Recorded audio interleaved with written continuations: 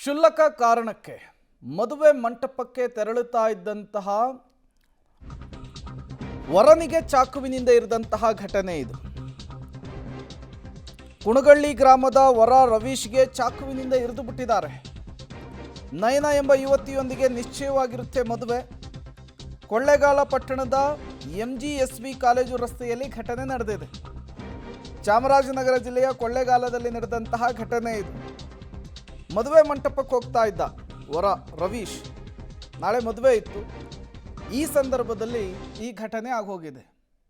ನೋಡಿ, ಕಾರ್ನೆಲ್ಲ ಡೆಕೋರೇಟ್ ಮಾಡಿಕೊಂಡು ಮದುವೆ ಗಂಡು ಹೋಗ್ತಾ ಇದ್ದಿದ್ದು ಛತ್ರಕ್ಕೆ. ಈ ಸಂದರ್ಭದಲ್ಲಿ ಈತನ ಮೇಲೆ ದಾಳಿ ಆಗಿದೆ ಅನ್ನೋದು ಗೊತ್ತಾಗ್ತಾ ಇದೆ. ಈತನ ಹೆಸರು ರವೀಶ್ ಅಂಥೇಳಿ. ಎಲ್ಲ ಅಂದ್ಕೊಂಡಂತಾಗಿದ್ದರೆ ಆರಾಮಾಗಿ ಹೋಗಿ ಚೌಟ್ರಿ ಸೇರ್ಕೊಬೇಕಿತ್ತು, ಮದುವೆ ಪ್ರಿಪ್ರೇಷನನ್ನು ಮಾಡ್ಕೊಬೇಕಿತ್ತು. ಬಟ್ ಅಲ್ಲಾಗಿದ್ದೇ ಬೇರೆ. ಕಾರಿಗೆ ಡಿಕ್ಕಿ ಹೊಡೆದು 4-5 ಮಂದಿ ಕಿರಿಕ್ ತೆಗೆದು ಬಿಡ್ತಾರಂತೆ ಇದ್ದಕ್ಕಿದ್ದಂತೆ. ಕೆಳಗಿಳಿದು ಗಲಾಟೆ ಮಾಡಿ ಏಕಾಏಕಿಯಾಗಿ ಚಾಕುವಿನಿಂದ ಇರಿದು ಹೋಗ್ಬಿಟ್ಟಿದ್ದಾರೆ. ವರನ ಕಡೆಯವರು ಕೂಕೊಂಡಿದ್ರಿಂದ ಕಿಡಿಗೇಡಿಗಳು ಅಲ್ಲಿಂದ ಕಾಲು ಕಿತ್ತಿದ್ದಾರೆ. ರಕ್ತದ ಮಡುವಿನಲ್ಲಿ ಬಿದ್ದು ಪಾಪ ವರ ರವೀಶ್ ಒದ್ದಾಡ್ತಾ ಇದ್ರು. ಆಸ್ಪತ್ರೆಗೆ ಶಿಫ್ಟ್ ಮಾಡಿದ್ದಾರೆ. ಕೊಳ್ಳೇಗಾಲ ಆಸ್ಪತ್ರೆಯಲ್ಲಿ ಟ್ರೀಟ್ಮೆಂಟ್ ಮುಂದುವರೆಸಿದ್ದಾರೆ. ಪ್ರಾಣಾಪಾಯದಿಂದ ಪಾರಾಗಿರುವಂಥದ್ದು. ಕೊಳ್ಳೇಗಾಲ ಪಟ್ಟಣ ಠಾಣೆಯಲ್ಲಿ ಪ್ರಕರಣ ದಾಖಲಾಗಿದೆ. ಈ ಕಿರಿಕು ಮಾಡಿದವ್ರು ಯಾರು, ಅವರ ಉದ್ದೇಶ ಏನು, ಚುಚ್ಚಬೇಕು ಅಂತಲೇ ಬಂದಿದ್ರಾ ಗೊತ್ತಾಗಬೇಕಾಗುತ್ತೆ ಪೊಲೀಸರ ತನಿಖೆಯಿಂದ. ಡೀಟೇಲ್ಸನ್ನು ಕೊಡ್ತಾರೆ ವಿಜಯ್. ದೂರವಾಣಿ ಸಂಪರ್ಕದಲ್ಲಿ ಜಾಯಿನ್ ಆಗಿದ್ದಾರೆ. ವಿಜಯ್, ಮದುವೆ ಗಂಡಿಗೆ ಕ್ಷುಲ್ಲಕ ಕಾರಣಕ್ಕೆ ಚಾಕುವಿನಿಂದ ಇರಿದಿರುವಂಥದ್ದು.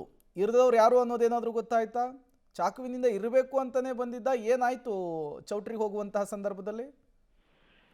ಪ್ರೇಮ್, ಖಂಡಿತವಾಗಿಯೂ ಕೂಡ ಈ ವರನ ಮೇಲೆ ಇದೀಗ ಏಕಾಏಕಿ ಚಾಕುವನ್ನ ಇರ್ತಾ ಮಾಡಿರ್ತಕ್ಕಂಥದ್ದು ಸಾಕಷ್ಟು ಅನುಮಾನಗಳಿಗೂ ಕೂಡ ಎಡೆ ಮಾಡಿಕೊಡ್ತಾ ಇರ್ತಕ್ಕಂಥ ಕಾಣ್ತಾ ಇದೀವಿ. ಯಾಕಂದ್ರೆ ಇಂದು ಸಂಜೆ ಮತ್ತೆ ನಾಳೆ ರವೀಶ್ ಎಂಬ ಯುವಕನ ಒಂದು ಮದುವೆ ನಿಶ್ಚಯವಾಗಿತ್ತು.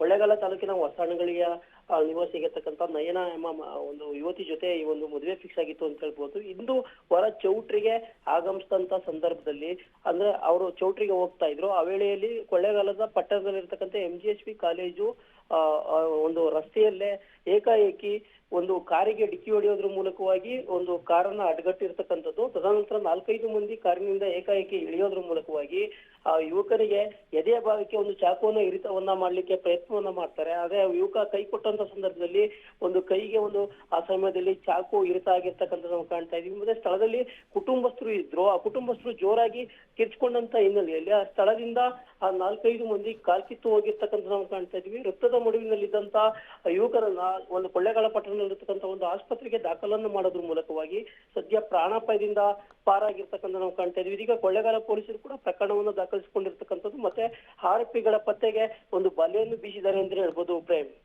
ಥ್ಯಾಂಕ್ ಯು ವಿಜಯ್ ತಮ್ಮೆಲ್ಲ ಮಾಹಿತಿಗಾಗಿ.